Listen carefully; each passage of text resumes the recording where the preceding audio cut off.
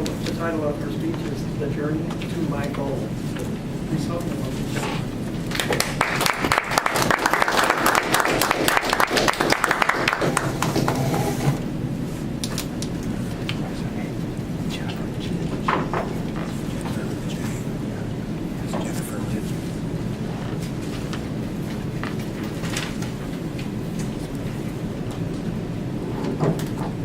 Good afternoon, fellow Toastmasters. Good afternoon, Jennifer. My name is Jennifer Barna. My mentor, Bob Proctor, says that when you walk down the street and ask everyone you meet what their goal is, 97% of them won't be able to tell you. They won't be able to tell you what they want to achieve in life. They won't be able to tell you what they're looking towards. They won't be able to tell you what gets them motivated and out of the bed in the morning.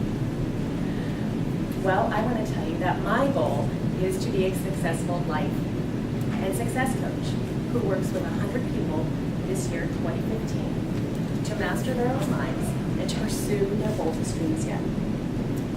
That's why I'm in Toastmasters. All of us here are trying to better ourselves. We are working on our public speaking skills so that we can tell our stories, communicate effectively, and pursue our dreams.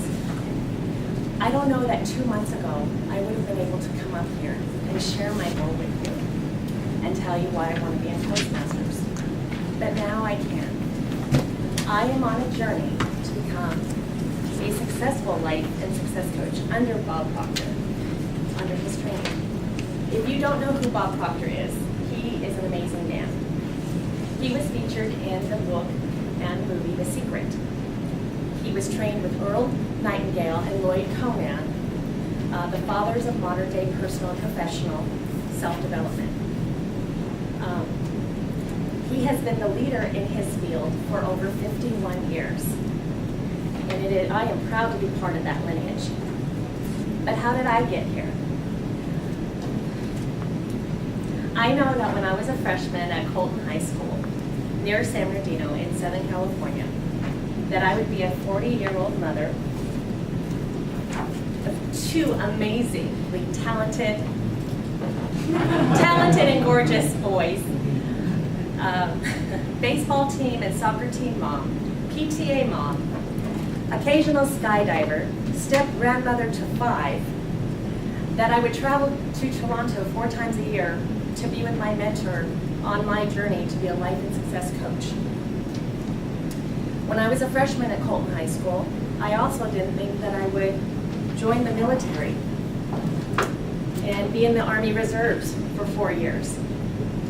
Marry, have kids, divorce, work for the California Transportation Commission, finally get my bachelor's degree, and find my calling helping other people shape their goals to go after them. But here I am. Now, along that journey, each of you know that life, those are just the highlights. Life can be a lot more complicated and complex than that. I think many of us share those similar experiences. I had designs on going to college when I was young. I wanted to be an oceanographer. But life experiences diverted me from that path. I also had the opportunity to train with the U.S. Olympic women's field hockey team. But family and life experiences diverted me from that path. I experienced what most of us do. What we thought we might become at age 14, 16, 18, even 20 years old is 180 degrees from what we are and who we are at 30 and 40 years old. Sometimes we are helped along the way by people who actually dissuade us from our goals, because those people know that those goals aren't in alignment with who we are as a person. The people I worked with, when I was in the Army Reserves, I worked with people in public safety assignments. The people I worked with were part of the SWAT team, LAPD, corrections, border patrol, all kinds of security industry people. I thought that's what I wanted to become. So I started to pursue administrative law classes and courses at the community college I attended. But something interesting happened during that time. As I shared with my fellow reservists what I wanted to do, my dreams of becoming law enforcement. Their feedback was that law enforcement doesn't suit you. It's not your personality. It doesn't fit with who you are. They literally told me, you need to go and become a kindergarten teacher. That was a hard blow to my ego.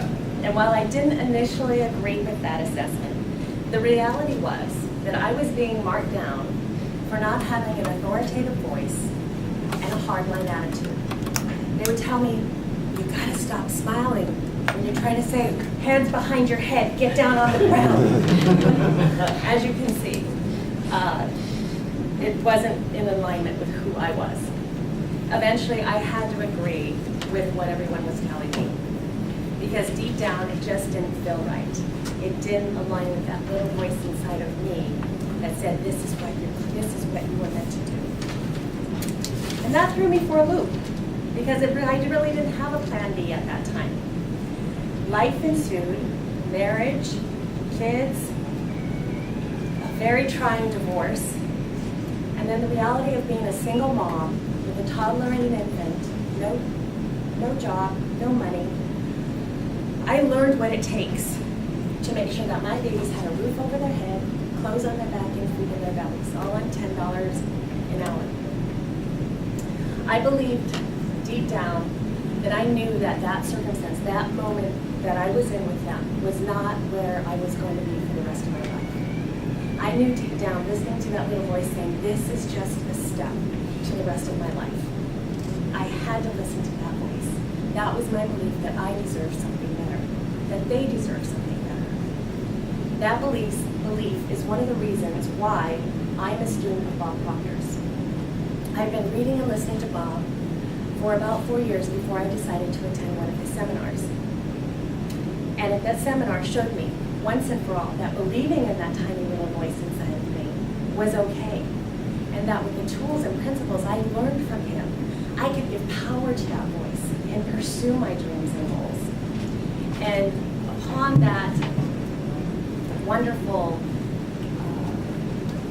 admonition, I decided that I wanted to teach other people the same thing. I wanted to show people that they have a power behind the voice inside. I want to help people become the best that they can be. I want to be like Bob Proctor. I want to inspire people. I want to engage people and draw out of them the best that is inside of them. What I have come to realize during my training as a life and success coach is that those youthful dreams were probably vague goals, lacking specificity and conviction. And what I know now is that a clear goal, stated in the present tense, orients our lives in the direction of that goal. When we lock into that goal, like a missile locks into a target, when we clearly define that goal, when we are specific about its intention, we cannot help but achieve that goal. One such goal for me was to be able to stand up and speak before an audience. I realized that to be a successful coach means I need to be able to feel comfortable speaking in public. I would like to say that all of our jobs, outside and inside, are fulfilled by being better public speakers. My name is Jennifer Barnum. I have a goal to be a great public speaker, a goal to be an inspiring and dynamic success coach. And I know that being here with all of you, growing and learning,